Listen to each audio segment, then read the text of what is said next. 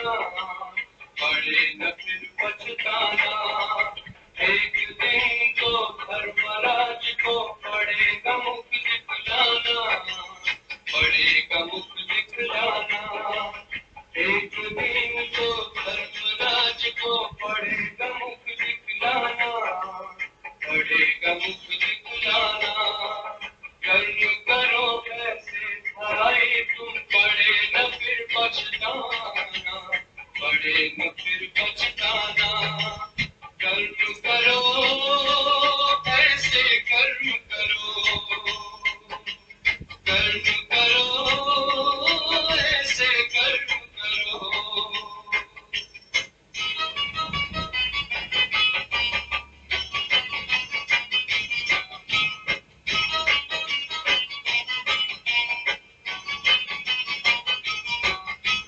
मन में औरों के लिए तुम शुभ संकल्प चलाओ, निंदा करता है जो तुम्हारी अपना उसे बनाओ।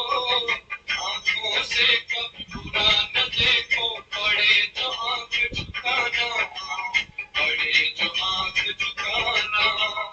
आंखों से कभी बुरा न देखो, पड़े तो आंख झुकाना, पड़े जो आंख झुकाना।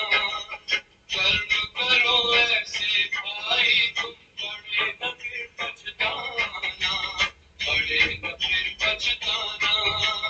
कर्म करो भाई कर्म करो, कर्म करो भाई कर्म करो।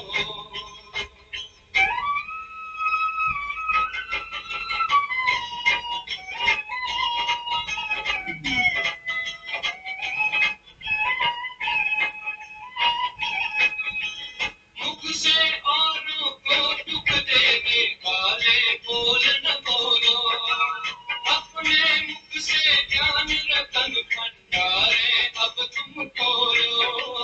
कानों से कभी सुनो न ऐसा, पड़े तो कान कटाना, पड़े तो कान कटाना।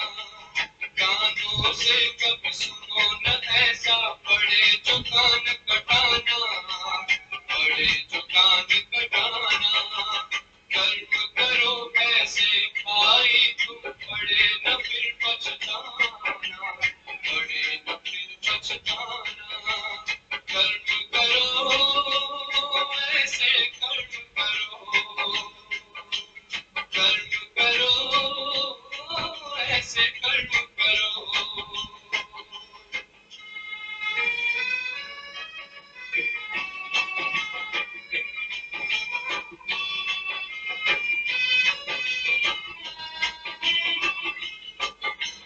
ऐसा जीवन हो जो हंसते हंसते कर तो जाओ, धर्मराज के आगे तुम निर्भय हो जाओ। ऐसा हो न आका अपना, पड़े जो वहाँ पछताना, पड़े जो वहाँ पछताना। ऐसा हो न खाता अपना, पड़े जो वहाँ पछताना, पड़े जो वहाँ पछताना। कर्म करो ऐसे भाई तुम, पड़े न फिर पछताना, पड़े न फिर पछताना। एक दिन को पड़ेगा मुख दिखलाना, पड़ेगा मुख दिखलाना। कर्म करो ऐसे कर्म करो, कर्म करो भाई कर्म करो, कर्म करो ऐसे कर्म करो।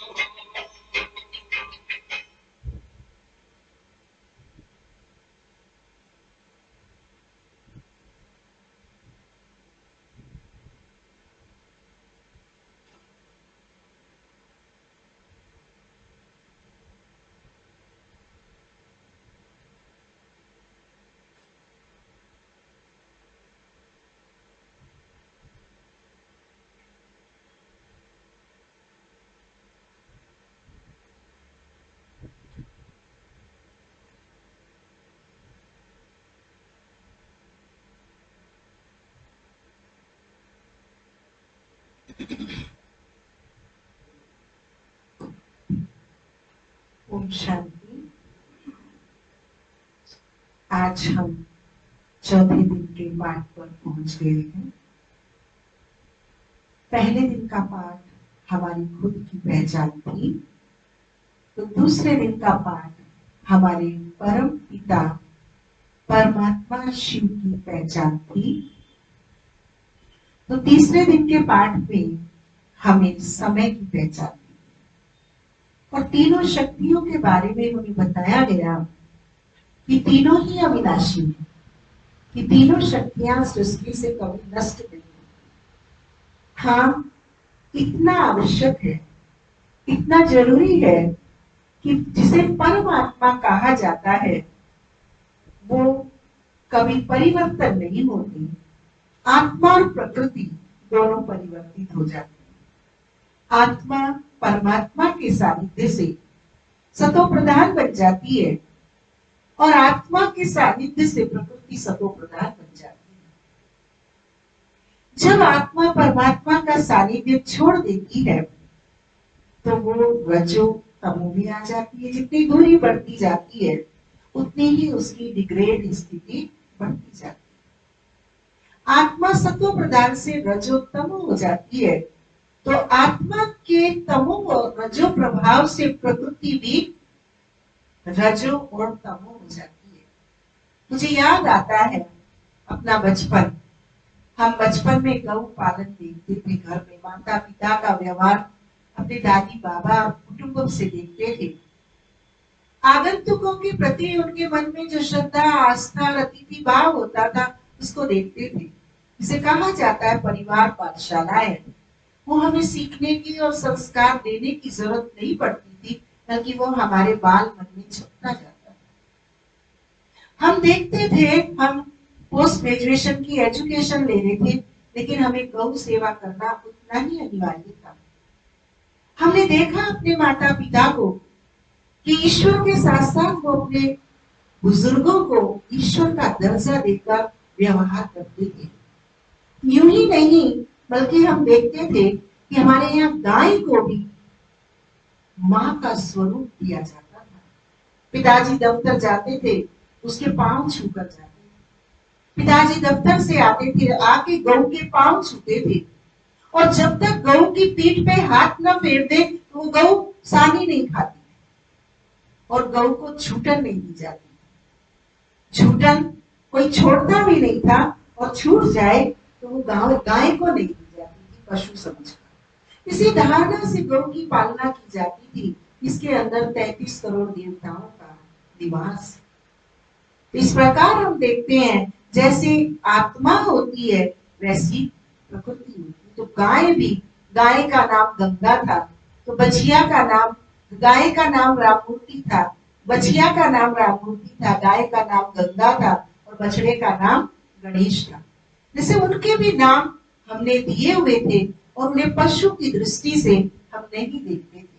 उससे हमारे संस्कारों का निर्माण होता है। तो हम देखते हैं ये तीनों सत्ताएं, आत्मा और प्रकृति दोनों परिवर्तन हो जाती हैं, लेकिन परमात्मा इनकी विकृति को पुनः सुकृति में परिवर्तित करते हैं, इसलिए उसे परम कहा जाता है। लेकिन तीनों शाश्वत है, अविनाशी है, कि कभी नष्ट नहीं होते। चौथी एक शक्ति और है जिसे कहा जाता है कर्मों की कार्मिक अकाउंट। जो भी आप गीत सुन रहे थे, कर्म करो ऐसे भाई तुम, पड़े न फिर पछताना, एक दिन तो धर्मराज को पड़ेगा मुख दिखलाना। कौन सा मुख? ये मुख तो पंच तत्वों को अर्पित कर दिया जाएगा। तो आत्मा का मुख ईश्वर के आगे रखा जाएगा और आत्मा के मुख में विचार की शक्ति होगी। निर्णय जो किए हैं लॉन्ग लाइफ वो शक्ति होगी और उनसे अर्जित जो हमने संस्कार किए, ये कर्म इंद्रियां हमारी कर्म करने के कारण कर्म करती है, लेकिन कर्म कराती है आत्मा। जैसी आत्मा होती है वैसा उसका दृष्टिकोण होता है, जैसी आत्मा होती है वैसा उसका सोच होता है, जैसी आत्मा होती है ऐसी उसकी अभिरुचि होती है।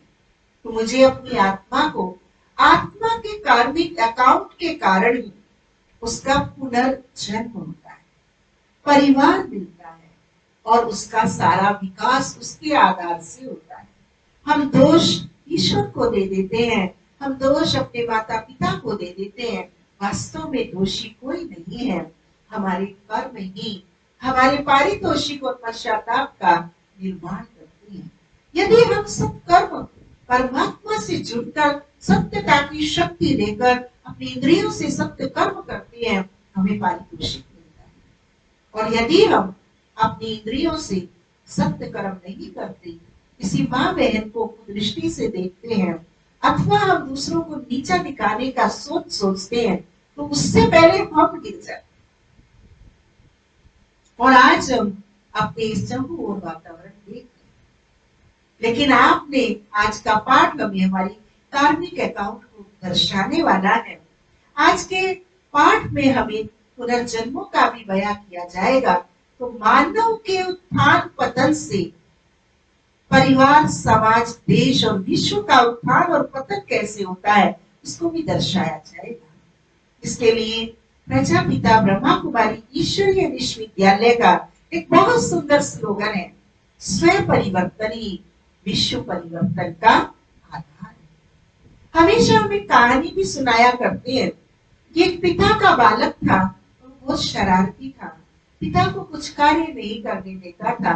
तो पिता को मन में आया कि आज इस बालक को मैं कुछ ऐसे कार्य में बिजी कर दूं ताकि मैं अपना कार्य कर सकूं। तो उसे कहा, उसने एक विश्व का नक्शा लिया और उसके टुकड़े टुकड़े करके उसे दिया कि बच्चे इसे छोड़। लेकिन बालक विश्व को तो नहीं जानता था, लेकिन पिता की आज्ञा को पालन करने के लिए उसने जो कागजों को उल्टा पलटा, उसे कहीं हाथ, कहीं पांव, कहीं सर, कहीं आंख दिखाई। उसने कहा अब मैं इसको ही जोड़ लेता हूं। तो जब उस टुकड़ों को जोड़ा तो विश्व के नक्शे के पीछे एक मानव का नक्शा बना हुआ था, और उस बालक ने उस मानव के नक्शे को, टुकड़ों को जोड़ दिया।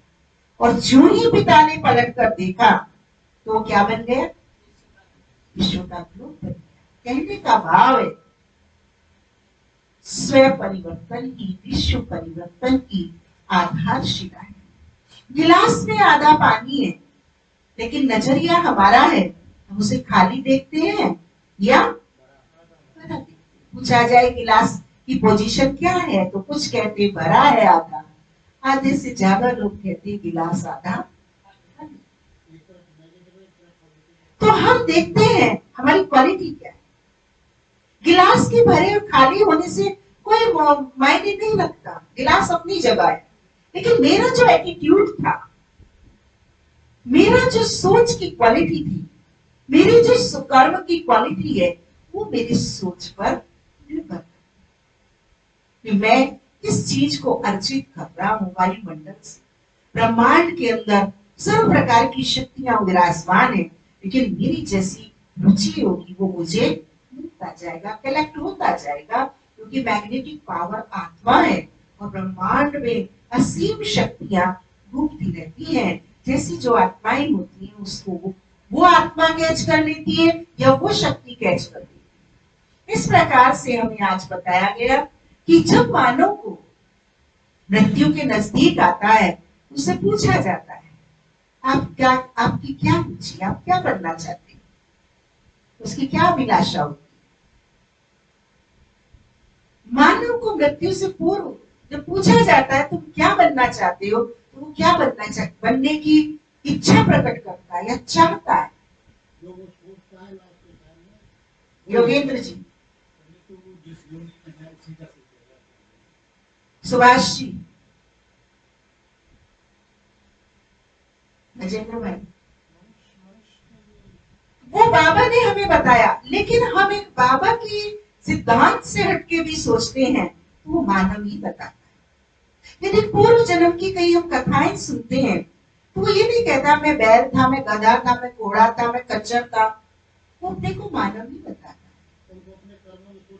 तो इस प्रकार से हम देखते हैं कि वो मानव ही बनना क्यों चाहता है, क्योंकि हमारी हिंदू माइथोलॉजी से, हमारी भारतीय संस्कृति से हमें बताया गया है मानव जीवन सर्वश्रेष्ठ जीवन।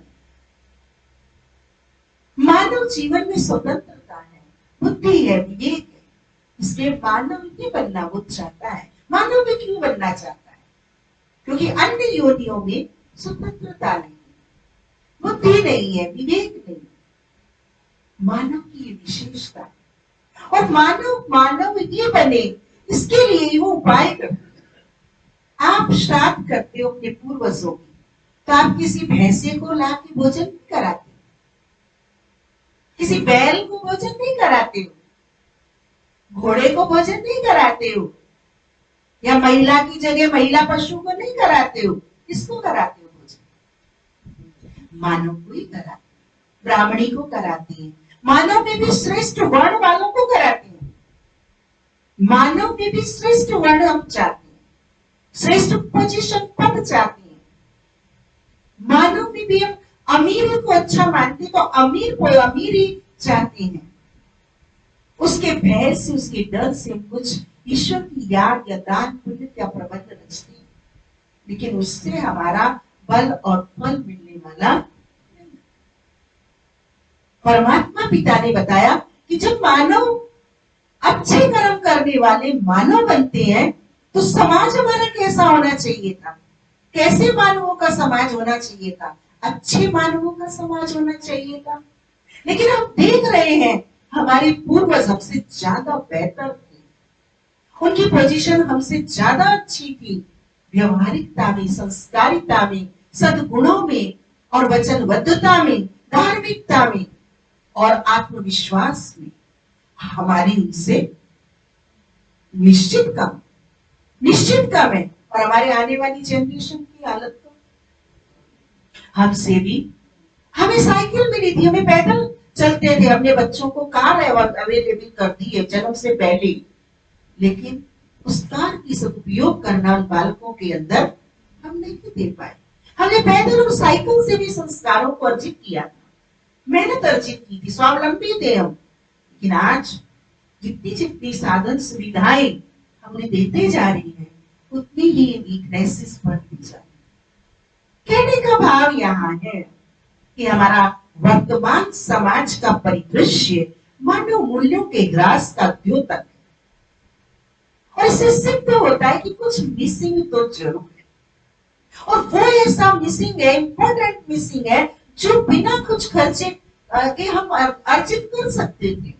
लेकिन हमारा अटेंशन डाइवर्ट हुआ, और उस अटेंशन के डाइवर्जन से आज हमारी खुद की हालत, हमारे परिवारों की हालत, हमारे समाज इर्द गिर्द परिवेश की हालत, आज जिधर देखो जिधर करप्शन करप्शन करप्शन। छोटे से छोटे पानी की बोतल में भी करप्शन, पानी भी आज, हवा भी आज, कुछ भी हमें शुद्ध प्राप्त नहीं हो रहा। तो आज के चित्र के माध्यम से हमें बताया गया कि जब मानव शरीर छोड़ता, शरीर तो अवश्य छोड़ना है, परिवर्तनशील है जीवन, धारणा और परिवर्तन हमें करना है, मृत्यु कुछ और नहीं है। इस जीवन काल में जो हमने अर्जित किया है उसको बाइंड अप करके दूसरा नया जीवन धारण करने का नाम ही मृत्यु। मानव के तन से इस चित्र के माध्यम से बताया कि मनुष्य आत्मा 84 लाख योनियां धारण नहीं करता, क्योंकि मानव सबसे ज्यादा बुद्धिजीवी विवेकशील प्राणी है।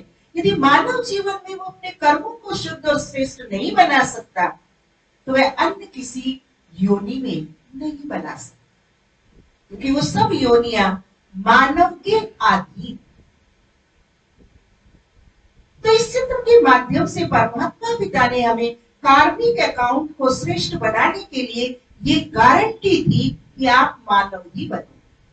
आप इस लेजी बने में ना रहे कि अगले जन्म में देखा जाएगा, जो बनेंगे बन जाएंगे, जो होगा हो जाएगा। नहीं, आपको अगले जन्मों में वर्तमान कर्म के अनुसार फल पाना ही पड़ेगा। आपका कर्म आपको खोज लेगा, आप कहाँ आए।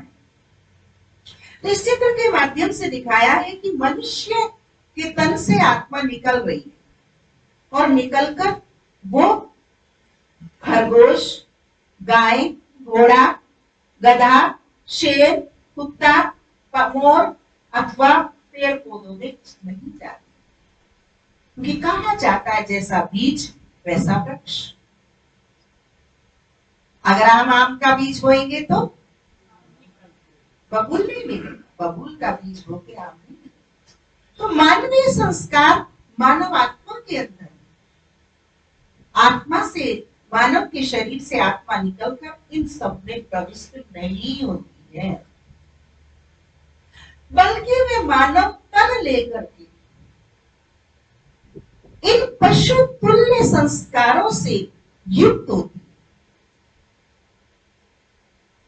उदाहरण के रूप में आप किसी के साथ बहुत नेकी का कार्य करते हैं, कल्याण का भाव रखते हैं, उन्नति का भाव रखते हैं, भलाई का भाव रखते हैं, लेकिन वो कल्याण और भलाई के स्थान पर आपके अकल्याण अविश्वास की बात करते हैं, आप उसे क्या कहते हैं?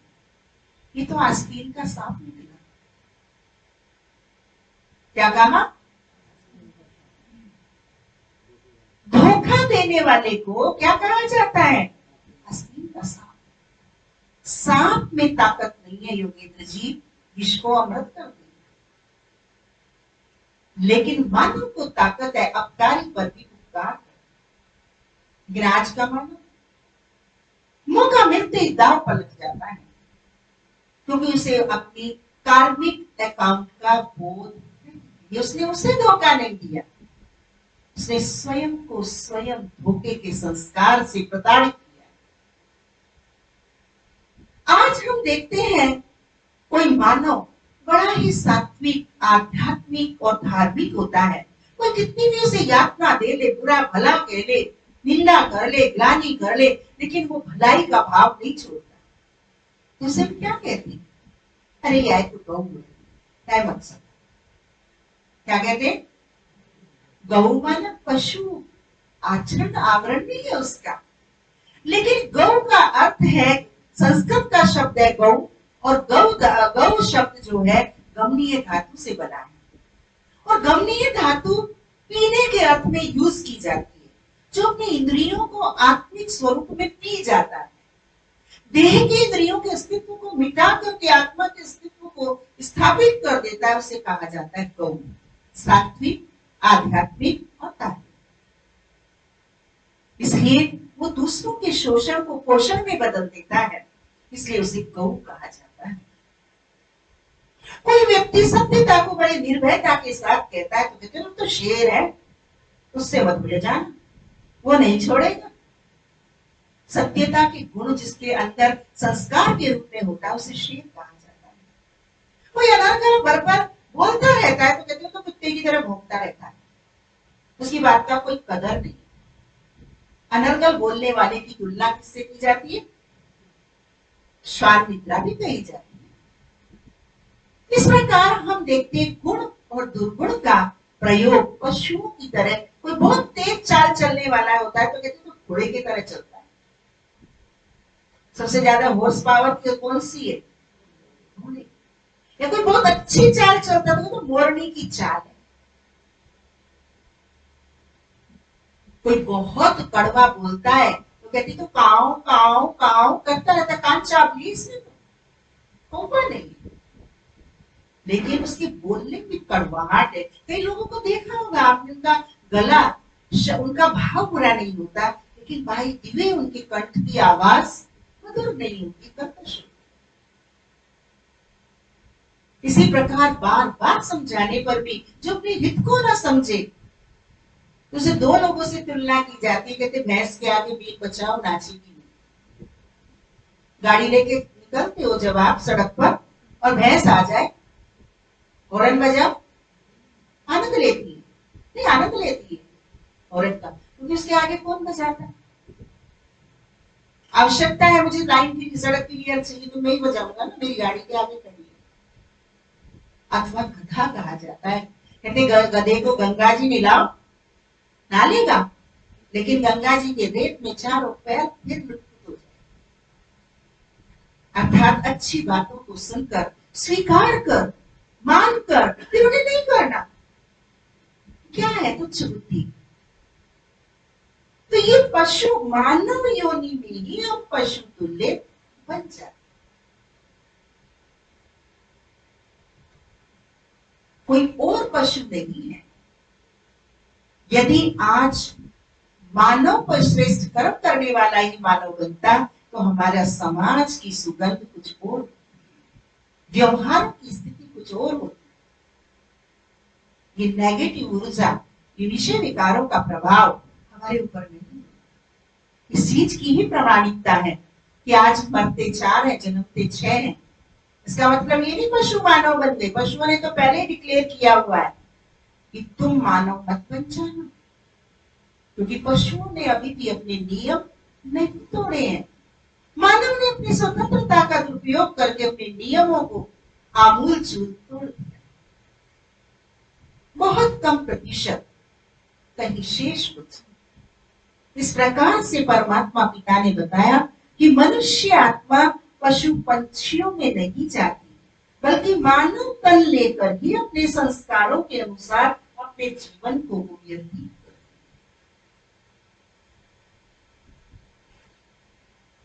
वो किस प्रकार से चोला लेती है और धारण करती है, वो हमें अगले चित्र के माध्यम से दर्शाया गया।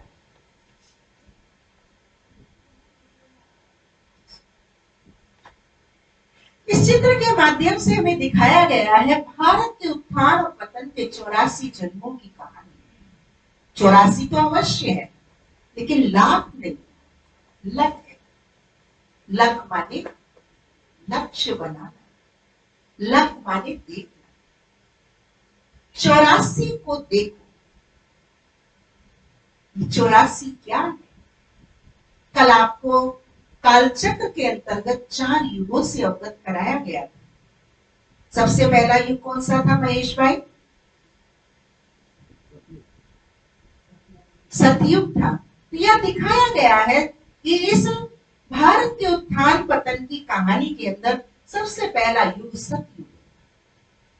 सतयुग में हमारी आत्मा सतो प्रधान, सतो प्रधान आत्मा होने के कारण यहाँ जो मानव है वो आभा मंडल और प्रतिष्ठा के ताज से आलोकित है, डबल ताजदार। उनकी आत्मिक अनुभूति, आत्मा अभिमानी स्थिति से उनका आभा मंडल ओरा बहुत तेजों में। ये सतो प्रधान आत्मा का लक्षण है।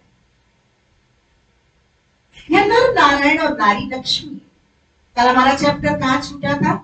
नर तू ऐसी करनी कर श्री नारायण बन जाए और नारी तू ऐसी करनी कर श्री लक्ष्मी पद को पाए। गृहस्थ में तो सिर्फ दर्शन कराकर आरती उतार कर छोड़ दिया जाता है, लेकिन यहाँ गृहस्थ को आश्रम बनाने के लिए इन लक्ष्य की पालना कराई जाती है, जिसके आधार से यह सतो प्रधान आत्मा 16 कला संपन्न होती है, सर्व गुणों में संपन्न होती है, संपूर्ण निर्विकारी होती है। मन में भी किसी के प्रति दुर्भावना, दुष्विचार नहीं होता। असली पवित्रता वही होती है, असली अहिंसा वही होती है, जो मन में भी किसी के प्रति कोई कुभाव ना है, भाव स्वभाव। इस प्रकार सतयुग में श्री बाल्यकाल में श्री कृष्ण और श्री राधे हैं। श्री कृष्ण और श्री राधे के स्वयंवर के बाद ही उनको लक्ष्मी और नारायण कहा जाता है। विष्णु चतुर्भुज जो सृष्टि के पालक। 1250 वर्ष के सतयुग में सिर्फ 8 बार ये आत्माएं जन्म लेती। कितनी बार जन्म लेती है 1250 में? ऑन एवरेज कितना हो गया? 125-150 वर्ष की आयु लगभग।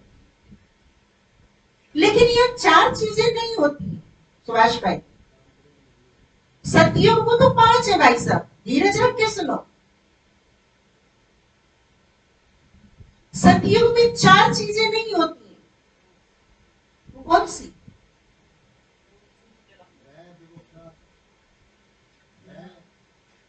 ये तो उनकी बाल बच्ची जिन्हों पहले आप बोल चुके।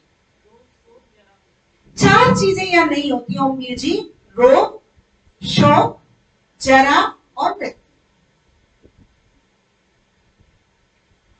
सतयुग के अंदर ये चार चीजें नहीं होती। 125-150 वर्ष की आयु प्राप्त होने पर भी देवी देवताएं कभी आपने चश्मा लगाते नहीं देखे। कोई भी देवी देवता को है ना, है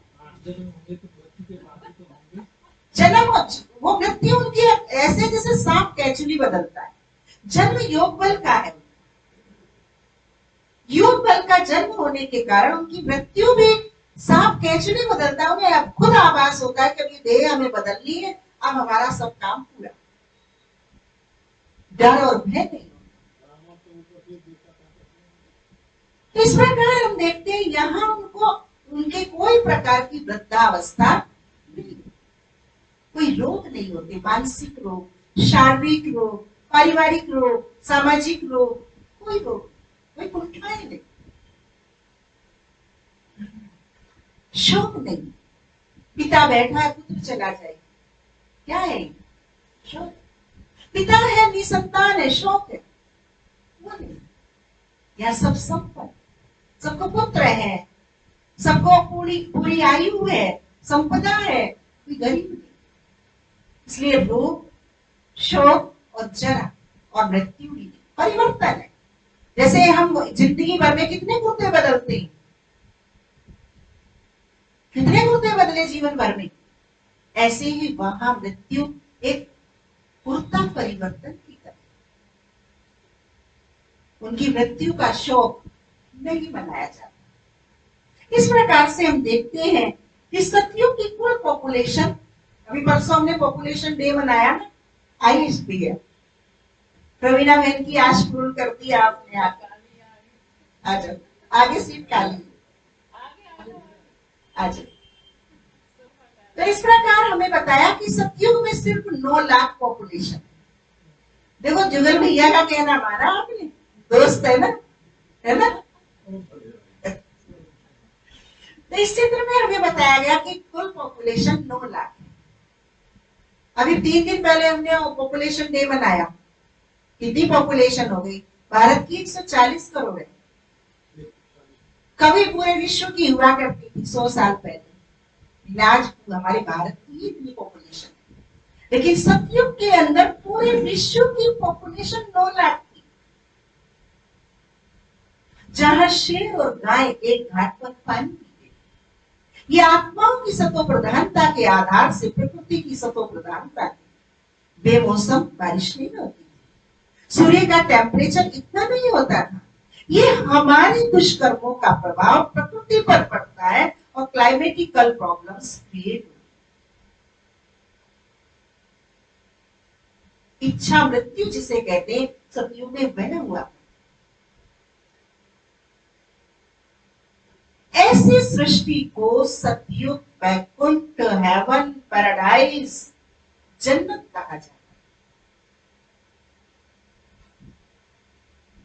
जिसकी यादगार कलयुग के अंत तक जब भी कोई शरीर छोड़ता है तो क्या कहते हैं? वैकुंठ पधारा।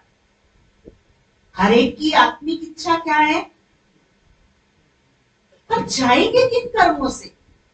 जाएंगे कर्मों की शुचिता को कैसे बना के? वो सब भूल गए। वो सर्वज्ञ पिता परमात्मा ही आकर हमें दिव्य दृष्टि से ये सारा ज्ञान करा।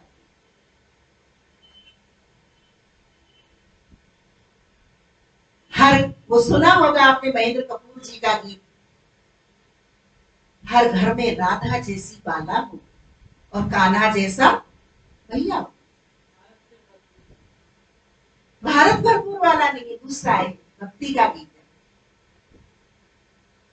आपने सुना होगा कि भारत सोने की चिड़िया था। सोना गोल्डन नहीं, सतो प्रधान आत्मा के सामने गोल्ड बहुत छोटी चीज है। सतो प्रधान आत्मा वो सच्चा सोना है कि जो बैकुंठ पे महल भी सोने के होते हैं।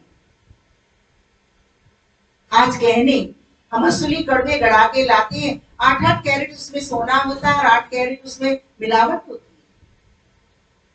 जितना महीन ऑर्नामेंट होते हैं गढ़ावट के, बहुत प्योर कैरेट के होते हैं। तो आत्मा जितनी सुसंस्कार से, सद्गुणों से और कलाओं से संपन्न होती है, उतना ही यहाँ सारा वैभव भी उतना ही सुशोभित होता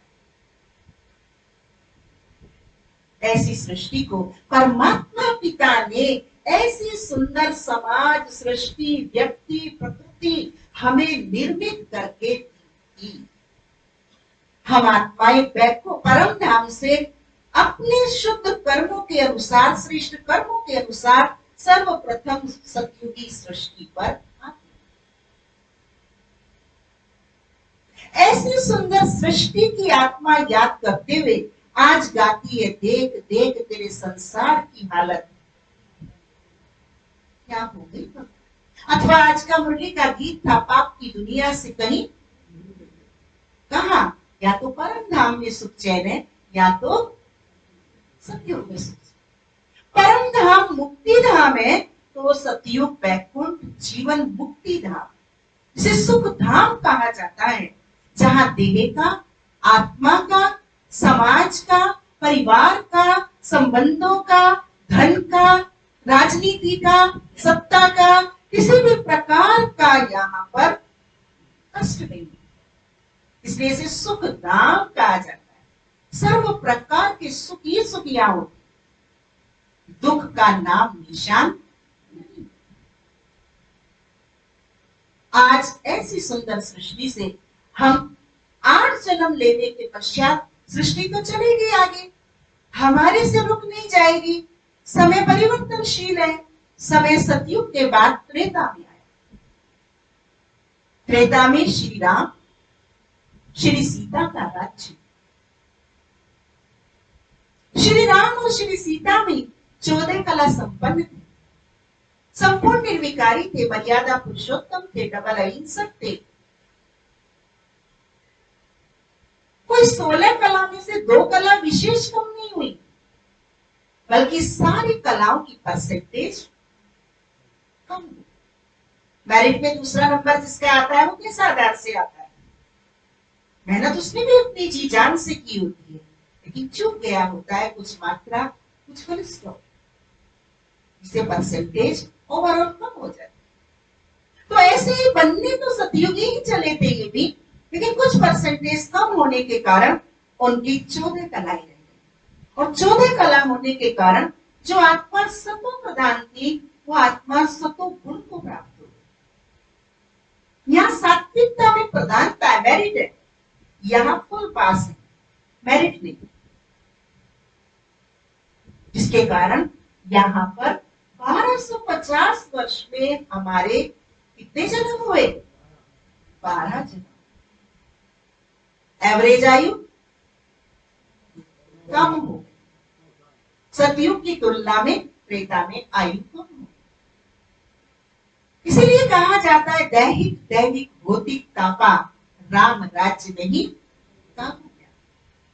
सतयुग को बैकुंठ कहा गया, तो त्रेता को परसेंटेज डाउन होने के कारण उसे कहा गया राम राज्य।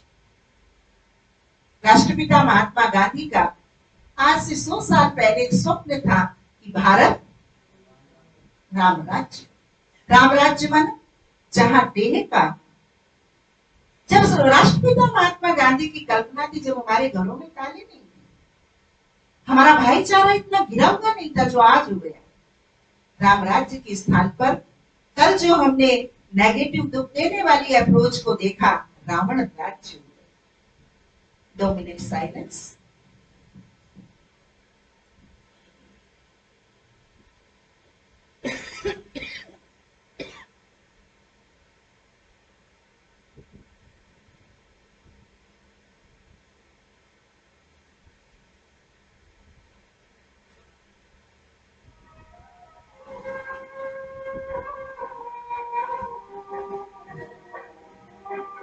योगी बनो ज्ञानी बनो, योगी जीवन हजारा। योगी बनो ज्ञानी बनो, योगी जीवन हजारा। काम क्रोध मद लोभ मोह वश, बाध जब ममकार। योग लगा कर पाप मिटावे, स्वर्ग जावे द्वार। काम क्रोध मद लोभ मोह कश आज सब होता योग लगा कर पाप निकाले मन सदा हितवार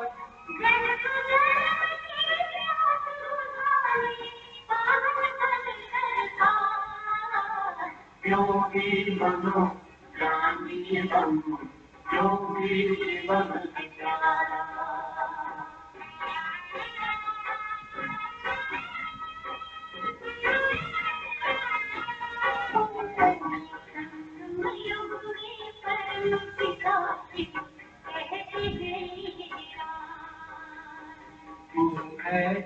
अविनाशी आत्मा सुन लो मेरी आवाज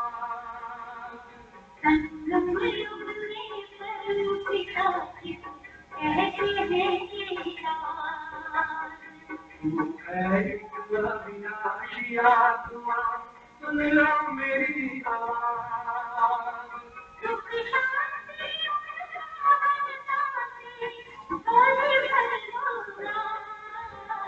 योगी बनो ज्ञानी बनो योगी जीवन सच्चारा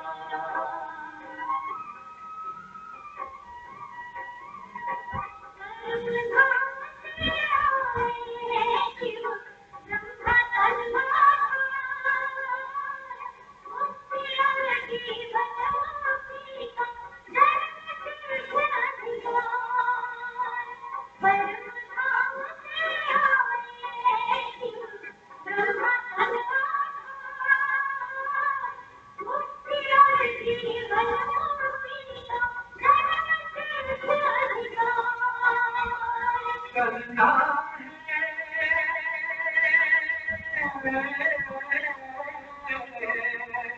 चलना है धर्म पथ तो यही ज्ञान का द्वार योगी बनो ज्ञानी बनो योगी जीवन सच्चारा योगी जीवन सच्चारा योगी जीवन सच्चारा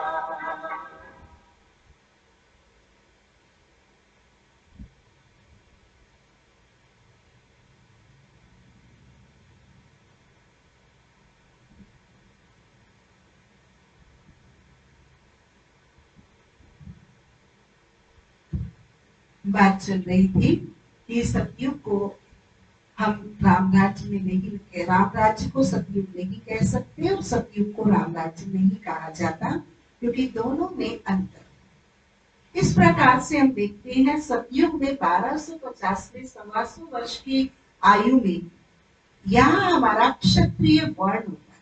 क्षत्रिय माना युद्ध। सतयुग में था हमारा सूर्यवंशी धर्म। सूर्यवंश माना 24 आवर्स जिसका अस्तित्व है, सूर्य का अस्तित्व कभी समाप्त नहीं होता। और क्षत्रिय क्या करते, युद्ध करते।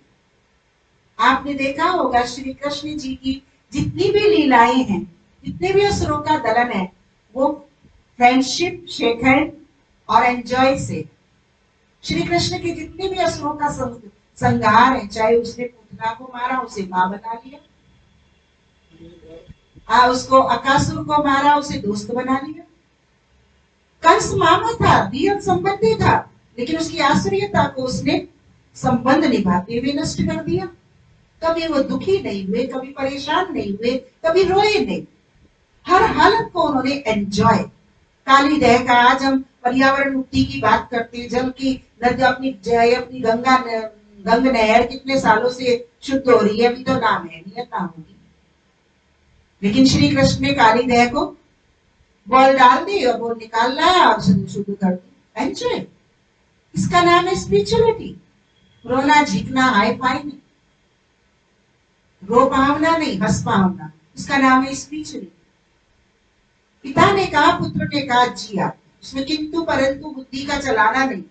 वेल विशर के सामने बुद्धि अगर चल गई तो वो अपना ही शत्रु है। ईश्वर मेरा सबसे बड़ा शुभ चिंतक है। श्री राम के जितने भी हम उदाहरण समझते पढ़ते हैं, उन्होंने सब कार्य किया, त्याग किया, वैराग्य किया, असुरों का संहार किया, लेकिन संघर्ष के साथ। हे खग मृग हे मधुकर श्रेणी, तुम देखी सीता मृग ने,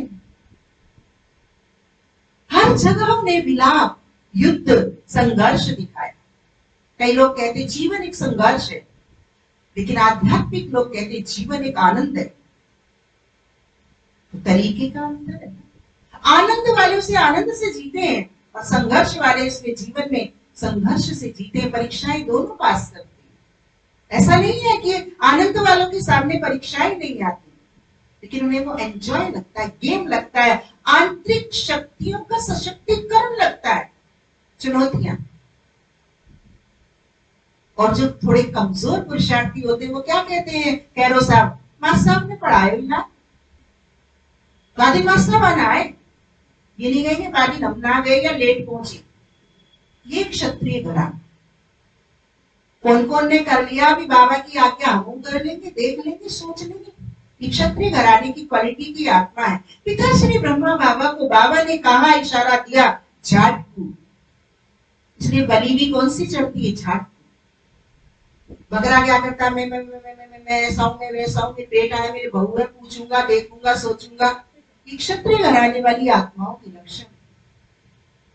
जब मैं सृष्टि पे आया था, पत्नी से पूछ के नहीं आया था, मैं सपरिवार से पूछ के नहीं आया था, परमात्मा के आदेश से सृष्टि पर आया था और परमात्मा के आदेश के संदेश से मुझे वापस जाना है। मुट्ठी बांधे आया जग में, हाथ पसारे जाएगा।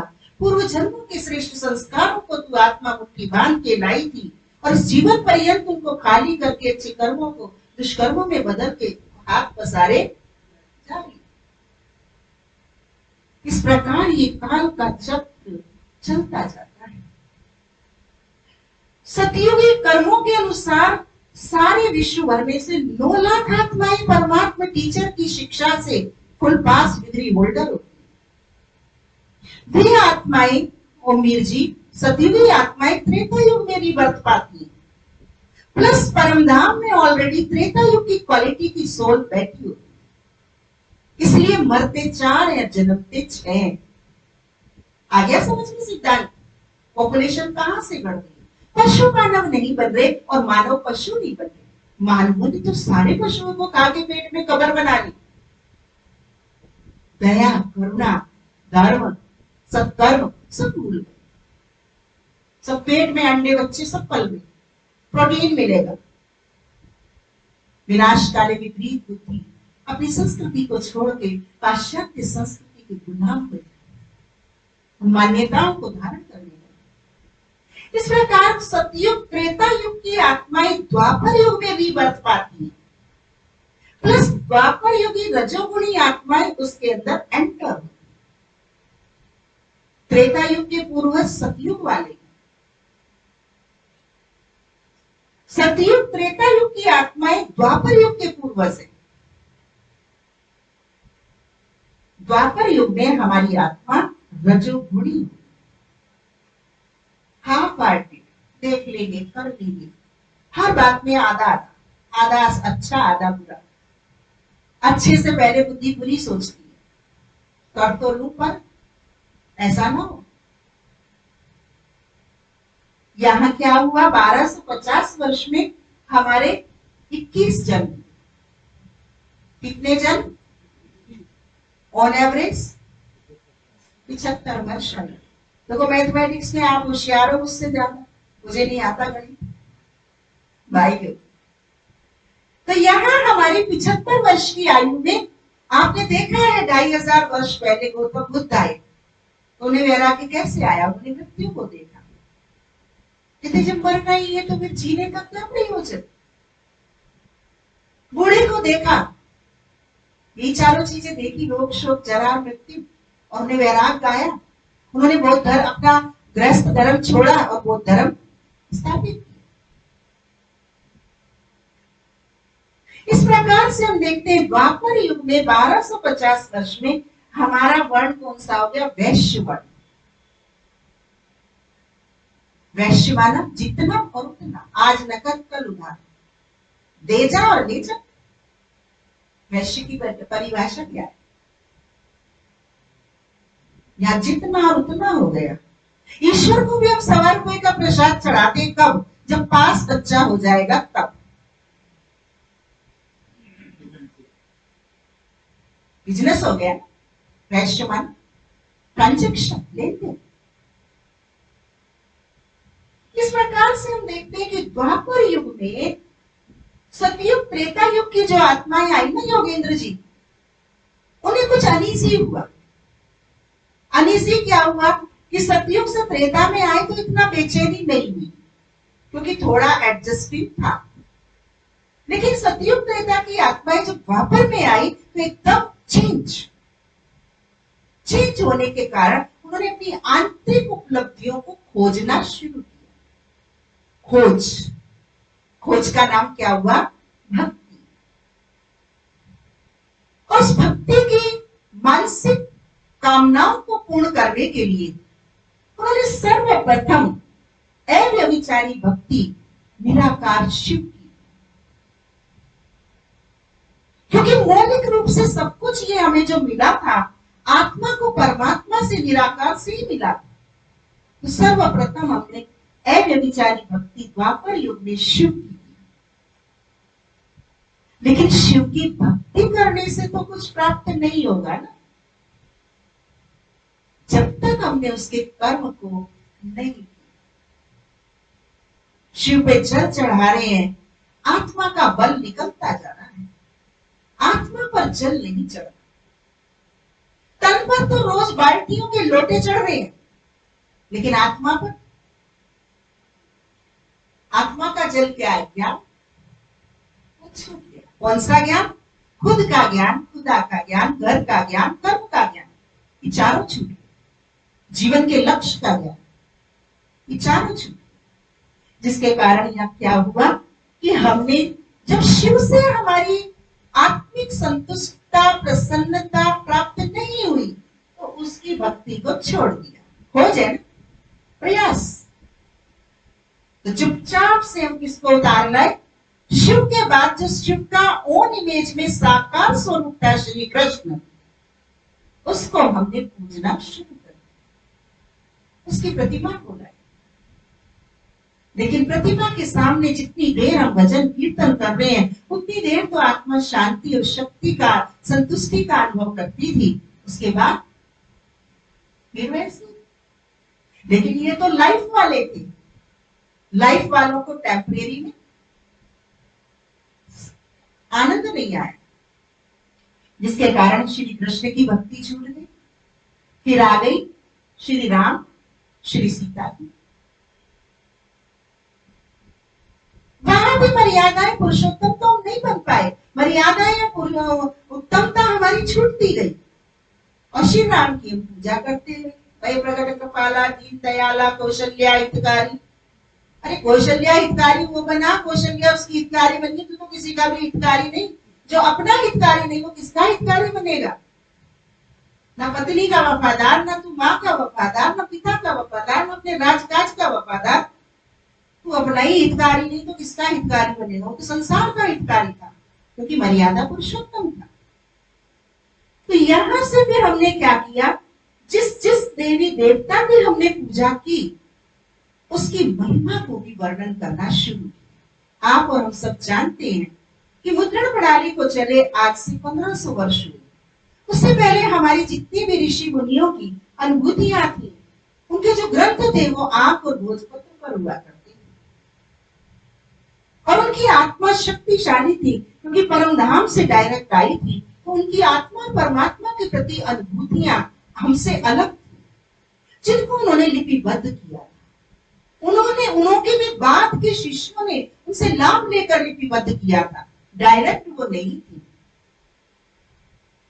जिसको हमने अपनी आत्मा की क्वालिटी पर जो प्रिंटिंग किया, तो देश काल समाज की और प्रिंट करने वालों के भावों का प्रभाव हमारे साहित्य पर पड़ा। और हमारे 36 करोड़ देवी देवताओं की और परम सत्ता परमात्मा की और आत्माओं की उन बातों को लिपिबद्ध यहां से द्वापर युग से करना शुरू हुआ। यहां 2 युगों में किसी चीजों की आवश्यकता नहीं। इस प्रकार द्वापर युग में हमारे रजो प्रधान कर्म हो गए, भक्ति भी शक्तिहीन हो गई, भक्ति भी भाव रहित हो गई। अव्यभिचारी भक्ति सतोप्रधान भक्ति होती है जो मीरा की थी। मेरो तो एक दूसरा नाम कोई, जिसने लोक लाज भी छोड़ी, जिसने आयु की शान भी छोड़ी, जिसने पद की प्रतिष्ठा भी छोड़ी, जिसने सांसारिक परिवार के मर्यादा को भी तोड़ा और परमात्मा मर्यादा को पालन किया। लोग कहने कुल नाशनी मीरा पग घुंघरू बांध नाची, मेरो तो एक दूसरा नाम, उसे विश्व भी अमृत दिखता था। आज तो शिव पिता परमात्मा की आज्ञा में सोचते हैं वो विश्व नहीं पिला रहा, वो तो अमृत ही अमृत पिला रहा है। हम उसकी अमृतमयी आज्ञा को अपने संस्कारों को मिलाकर विश्व बना लेते हैं और उन्हें समझौता कर देते। लेकिन यहाँ अव्यभिचारी पूजा सतो प्रधान भक्ति तमो प्रधानता की दिशा में बढ़ गई। भक्ति भी द्वापर युग में रजो प्रधान। अब सतयुग त्रेता द्वापर की आत्माएं कलयुग में आई। ऐसा नहीं कि सतयुग की आत्माएं रीबैक हो गई, नहीं, रीबैक होने का तो किसी को मालूम ही नहीं है कि कहां से आई। यहां से भूलना शुरू हुआ और भूलते ही जा रहे, कहां से आई किसी को नहीं यार पता, चक्कर में चले ही जा रहे। कोल्हू के बैल को पट्टी बांध देते हैं और चक्कर में चलाए जाते, उसे नहीं पता मैंने कितने चक्कर लगा लिए। तो ऐसे ही यह जन्मों के चक्कर हमारे लग रहे हैं और अज्ञानता की देवभान की पट्टी हमारे आंखों से लग रही है। देखिए यहाँ आपका प्रिय बंधु खड़ा है, कौन? कल मिला था मैं आपसे, स्पेशली आया था मिलने आपसे। कौन है ये? यहाँ से धीरे से प्रवेश कर जाता है। यहाँ तो शनि उम्मीद जी नहीं देख पा रही, रावण होगा नहीं, बाकायदा 10 सिर दिखाए। दिख रहा है किसे किसे दिख रहा है भाई? हाथ उठाओ। दुश्मन को पूरी तरह जानना भी अनिवार्य होता है, उसका छोटा दांव छोटा नहीं होता है। ओमवीर जी अच्छी तरह जानती है दुश्मन के बारे में। गीता में स्वयं कहा गया है, स्वयं भगवान चारित, कि कभी भी अपने दुश्मन अगर तुमसे माफी मांगे ना, मुझे माफ कर दो, नहीं आऊंगा, माफ मत करो। कौन सा दुश्मन? स्थूल दुश्मन नहीं, ये मनोविकार विषय विकार रूपी दुश्मन। और ज्ञानी का योगी का सबसे बड़ा दुश्मन है आलस। सौभाग्य मिले कभी भक्ति की गीता तो पढ़ो, उसमें बताया गया आलस ज्ञानी और योगी का महा दुश्मन है, और उसका भी बाप दुश्मन है तो एक और है अहंकार। इन दो से ज्ञानी योगी बन के अपनी सावधानी बने। इस प्रकार यह दिखाया कि धीरे से यह आया और इसने हमारी आत्मिक शक्ति को सौंपना शुरू किया। यहाँ तो इसमें आने की प्रविष्टा नहीं, तभी तो सीता का स्वयंवर नहीं कर पाया था। 1000 शूरवीरों में भले गया था वो बन के शूरवीर, लेकिन सीता का स्वयंवर राम ही कर पाए। शिवजी का धनुष राम ही तोड़ पाए थे, रावण ने, भले कितना भी वो पराक्रमी था। इस प्रकार से हम देखते हैं द्वापर युग में आया और आने के बाद हमारी सतयुगी त्रेता युगी द्वापर युगी आत्माएं सारी कलयुग के अंदर आई, प्लस तमो प्रधान आत्माएं वहां से परमधाम से सृष्टि रंगमंच पर आ गई। इसलिए पॉपुलेशन 1975 में इंदिरा गांधी ने बर्थ कंट्रोल का नियम लागू किया था, छोटा परिवार सुखी परिवार, लेकिन कंट्रोल हुआ कि जो 2 हो गए अभी तो 4 होंगे, चलो 6 नहीं हो 4 नहीं हो तो दो जो हो गए उनके एक भी होंगे तो 4 तो होंगे ना। पॉपुलेशन रुकी नहीं, पॉपुलेशन बढ़ती, और जिसका परिणाम क्या हुआ कि कलयुग द्वापर युग में तो हमने देवी देवताओं को ईश्वर मानकर उनकी पूजा की, शक्ति लेने की कोशिश की, लेकिन कलयुग में आकर प्रकृति के 5 तत्वों की भी पूजा करना शुरू कर। फॉर एग्जाम्पल हम हवन करते, हवन से वातावरण टेम्परेरी तो शुद्ध होता है, लेकिन मानसिक हवन से सदाकाल का वातावरण शुद्ध होता है। यहां हमने अग्नि को देवता बनाकर हवन करना शुरू किया, साथ ही पेड़ों की पूजा की, चाहे वो वट वृक्ष के रूप में, चाहे केले के रूप में, चाहे पीपल के रूप में, क्योंकि वो हमें दे रहे। लेकिन हमने अपनी आत्मा की तरफ निरीक्षण करना और परमात्मा से अपने संबंध को जोड़ नहीं पाए। कार्मिक अकाउंट को शुद्ध करने की शक्ति हमारे अंदर नहीं आई। इस प्रकार से हम आगे चले तो हमने गंगा को, जल तत्व को क्या कहा? गंगा में गोता खाने से पावन हो जाए। तो शिव सिंह जी, जेल तो बंद हो जानी चाहिए, कोर्ट बंद हो जानी चाहिए, जितने भी क्राइम हो जाओ गंगा में गोता खाओ, ठीक। No jail, no hospital, no court. लेकिन दिनों दिन संख्या, जाके कोर्ट के केस की संख्या देखो कितने पेंडिंग, सारी जेलें छोटी पड़ रही हैं और जेलों के अंदर भी क्राइम हो रही। यदि नहीं तो क्या है? तो जल तत्व हमें जीवन देता था, उसकी शुद्धि के लिए हमें अपनी मानसिक शुचिता को बनाना था। हमें आपको और हमें याद होगा बचपन में हमें कहा जाता था अगर नमक को गिराओगे, वेस्ट करोगे तो पलकों से बीनना पड़ेगा। कार्मिक अकाउंट याद है? जल हम टोटी से नहीं यूज करते थे, लोटों से हाथ धोते थे। ये जल को वेस्ट नहीं करो, छोटी से छोटी चीज के भी अस्तित्व को स्वीकार के चलो, उन्हें सम्मान दे के चलो, तो आपकी वैल्यू बढ़ेगी।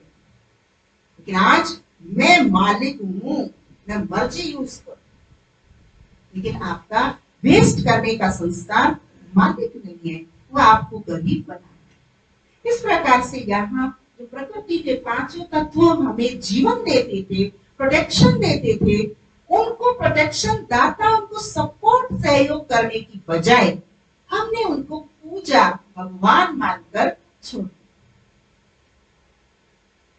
और उनका लाभ हमने नहीं लिया, उनको अपनी उनसे प्राप्त हुई शक्तियों का लाभ उन्हें नहीं दिया, जिसके परिणाम स्वरूप क्या हो गया? कलयुग के अंदर कलह और कलेश, धर्म युद्ध, साधु समाज, शांति सम्मेलन। यहाँ जितना धार्मिक व्यक्ति है, जितना सब संस्कारों से युक्त व्यक्ति है, उतना ही कष्टप्रद जीवन जी रहा, क्योंकि जब और तमो प्रधानता की हाहाकार। कलयुग के 1250 वर्ष के कलयुग में हमारी 42 जन्म हो गए। कितने जन्म? 42 जन्म। और 42 जन्म में एवरेज आयु कितनी हुई? 40 वर्ष। और 40 वर्ष में चारों चीज आ जाती है। हाँ, 40 वर्ष के मनुष्य से सुन लो मैं पूरा।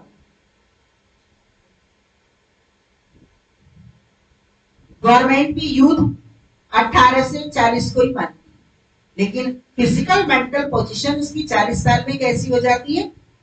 कष्टों से झूठ कर, संघर्षों से टूट कर वो कहता बस अब और मैं जीना। परिपक्वता के स्थान पर कहीं वो जीवन से भागने की कोशिश करने की फिराक में होता है। इस प्रकार से हम देखते हैं कलयुग के अंदर हमारे 42 जन्म होते हैं और 42 जन्मों में कोई भी आयु का फिक्स नहीं होता। अकाले मृत्यु कलयुग को वरदान। आप देखेंगे पहले अगर गर्भ में आत्मा आ जाती थी तो उसे पेंसिल नष्ट नहीं कराती। आज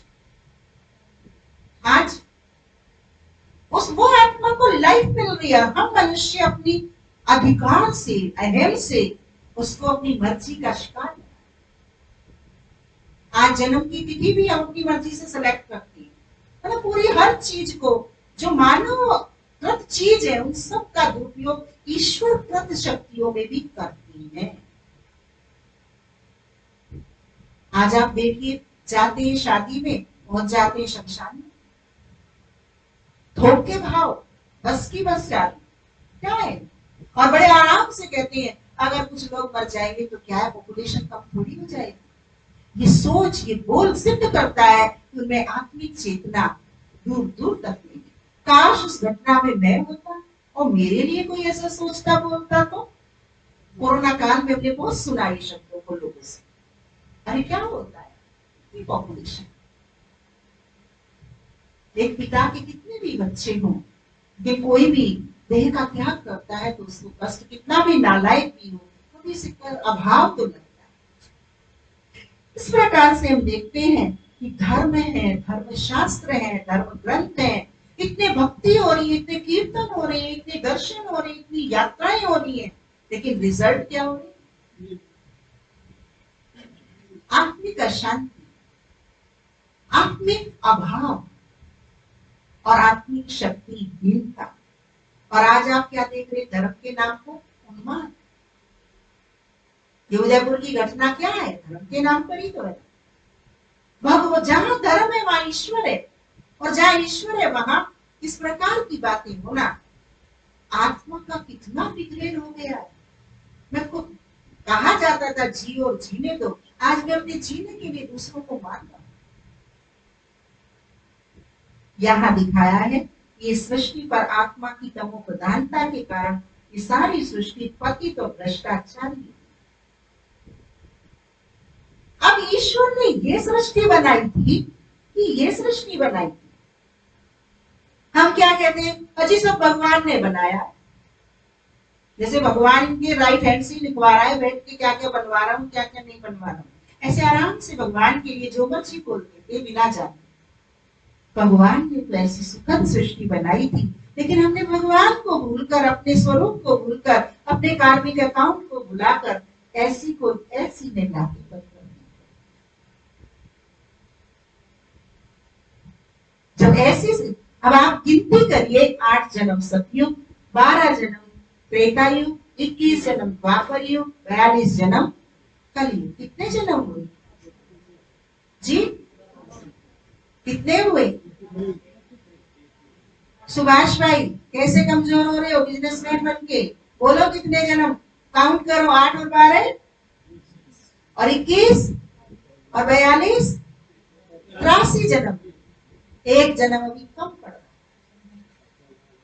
एक जन्म वो महत्वपूर्ण जन्म है जब परमात्मा पिता परम धाम से पिता श्री ब्रह्मा के तन में प्रविष्ट होकर इस कलयुग के अंदर जो सतयुग त्रेता द्वापर की आत्माएं आ चुकी हैं। आज सारे विश्व की आबादी कितनी हो गई? 800 करोड़। 800 करोड़। जब सारी सृष्टि पे इस चारों युगों की आत्माएं आ जाती हैं, तब न्यायकारी परम पिता परमात्मा परम धाम को छोड़कर सृष्टि पर प्रजापिता ब्रह्मा के तन में आते हैं और आकर इन सारी 800 करोड़ आत्माओं को ज्ञान देते, पहचान देते हैं, सत्कर्मों का बोध कराते हैं, मानव जीवन का उद्देश्य बताते हैं। और तब हम ज्ञान और योग की धारणा से जो नया सोच, नया विचार, नया कर्म करते हैं, वो हमारा मुख वंशावली 84वां जन्म होता है। जैसे ब्राह्मण को द्विज कहते हैं, 2 बार जन्म, एक जन्म से जन्म, कोख से जन्म, एक ज्ञान से जन्म। पक्षी को द्विज कहते हैं, एक उसका अंडे से जन्म, एक उसका जीवन से जन्म। इसी प्रकार जब हम तन हमारा कलयुगी है, लेकिन आत्मा परमात्मा के विचारों को सुनकर, जानकर अपने आप की पहचान, अपने पिता की पहचान, अपने घर की पहचान, आत्मिक सशक्तिकरण करती है, तो वह आत्मा इन 5 विकारों से, इस देहभान से मुक्त होकर परमात्मा पिता के घर मुक्ति धाम जाती है। इसलिए परमात्मा को सारी दुनिया याद करती है, क्योंकि परमात्मा किसी एक को नहीं देता कि सतयुगी आत्माओं को एक कोने में बिठा के पढ़ा रहा है। तो सारी विश्व की आत्माओं को एक समान, एक सा ज्ञान देता है। और नंबरवार पुरुषार्थ अनुसार हम आत्माएं अपने कार्मिक अकाउंट को बनाकर जो सतो प्रधान बनते हैं वो सतयुग में आते हैं, जो सतोगुण बनते हैं वो त्रेता में आते हैं, जो रजोगुण बनते हैं वो द्वापर में आते हैं, और जो तमोगुण बनते हैं, तमोगुण में भी नंबरवार, जो तमोगुण कम बनते हैं वो कलयुग के आदि में आते हैं, और जो ढेर तमो प्रधान होते हैं आते ही जन्म लेते हैं। आप देखेंगे कोई बालक बहुत लंबे समय तक संपदा प्रसन्नता को प्राप्त करता है, और कोई घर में परिवार में बालक ऐसा होता है कि आते ही बहुत अच्छा भी जाएगा तो तुरंत वो डंप भी चला जाएगा। इसके लक्षण। इस प्रकार पिता परमात्मा ने बताया कि एक आत्मा अपनी आत्मिक सशक्तिकरण के माध्यम से 84 जन्म ली। अब आपके हाथ में आपका हिसाब है, जो चाहो, जितना चाहो, जैसा चाहो वैसा। ईश्वर सबको समदर्शक होकर समान देता है और समान करने का समय देता है, एक सा समय है। और इस समय को कहा जाता है संगम युग, जहां कलयुग और सतयुग मिलते हैं, जहां आत्मा और परमात्मा मिलते हैं, जहां तमो प्रधानता और सतो प्रधानता मिलती है। हमें दोनों आंखें, तमो प्रधानता ये, सतो प्रधानता ये, मुझे क्या करना। इसका नाम है ट्रांजेक्शन पीरियड, ऑस्पिशियस युग, अर्थात मर्यादा पुरुषोत्तम संगम। मानव सब है, लेकिन मानव में उत्तम बनने के लिए सोल कॉन्शियस और गॉड कॉन्शियस होना अनिवार्य है। तब हमें मुक्ति और जीवन मुक्ति मिलेगी। हम प्रेयर करते थे, दया कर दान भक्ति का हमें परमात्मा देना। सबने गाई है ना ये प्रेयर तो? हाँ, देश के लिए कहा, अब तो अपने लिए कभी हम कुर्बान नहीं हुए। ये था आज का चौथे दिन का पाठ कि हम पशु पंछी तो नहीं बनेंगे, लेकिन मुक्त अवस्था, जीवन मुक्त अवस्था, देवत्व की अवस्था और मानवीय अवस्था अथवा मानव मूल्यों से भी पतन को प्राप्त हुई अवस्था जो हमें पाना है, वो हमें बनना होगा, करना होगा। अगर मैं इंजीनियरिंग कॉलेज में पढ़ रहा हूं तो मैं डॉक्टर नहीं बन सकता, और मैं आर्ट साइड पढ़ रहा हूं तो आईएएस तो बन जाऊंगा, लेकिन मैं डॉक्टर नहीं बन सकता। हर एक डिपार्टमेंट की शिक्षा अलग अलग है। तो ये कौन सी शिक्षा है? नर से नारायण बनने वाली, नारी से लक्ष्मी बनने वाली। बनेंगे किस आधार से? जैसा बीज वैसा वृक्ष। आत्मा सतो प्रधान है तो देवता है, सतो गुण है तो हम त्रेता युग की आत्मा है, और रजो गुण है तो द्वापर युग के हैं, और तमो प्रधान है तो कलयुग। ये था आज का हमारा चौथे दिन का पाठ 84। अब आप सबका कौन सा जन्म है?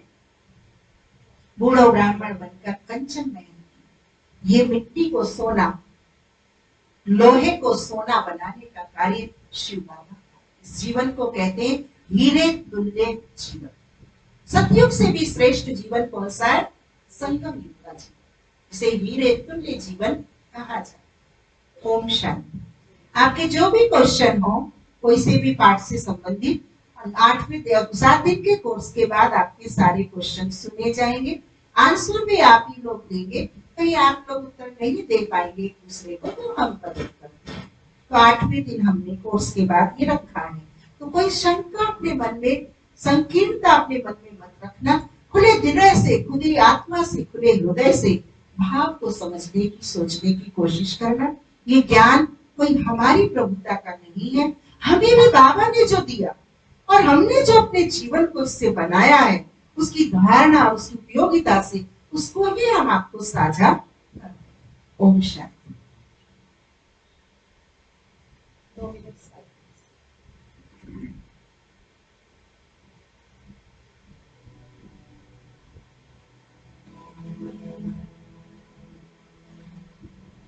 बैकबोन सीधा, आंखें खुली, मन और बुद्धि की एकाग्रता दो प्रकृति के मध्य में करते हुए सब तरफ से बुद्धि को एकाग्र करेंगे।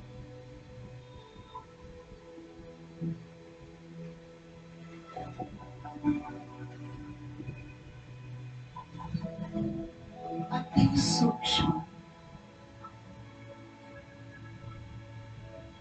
चैतन्य शक्ति आत्मा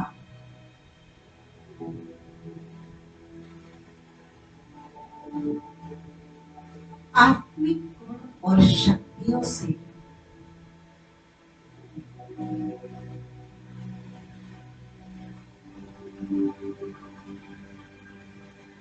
भरपूर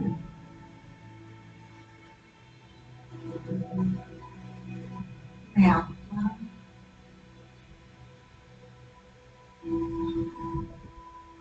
अपने अनादि स्वरूप में स्थित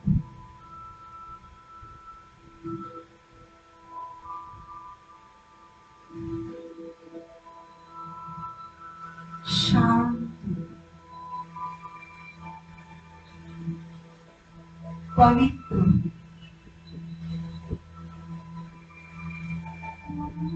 शक्ति,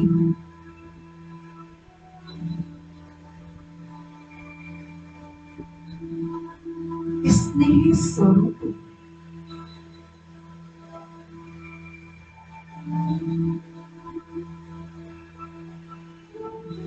मैं आत्मा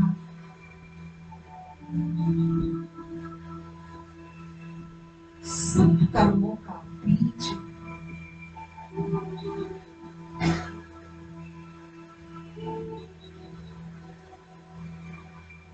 जीवन का फलदार वृक्ष,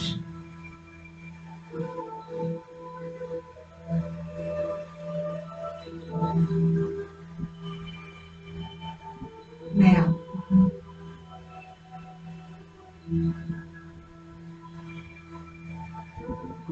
और शक्तियों के दाता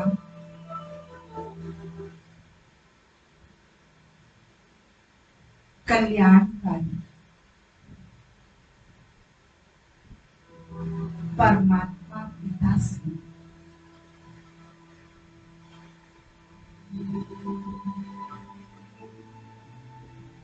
अनंत गुण और शक्तियों को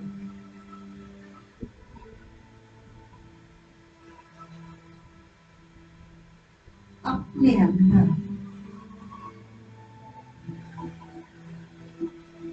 समाधि चाहिए।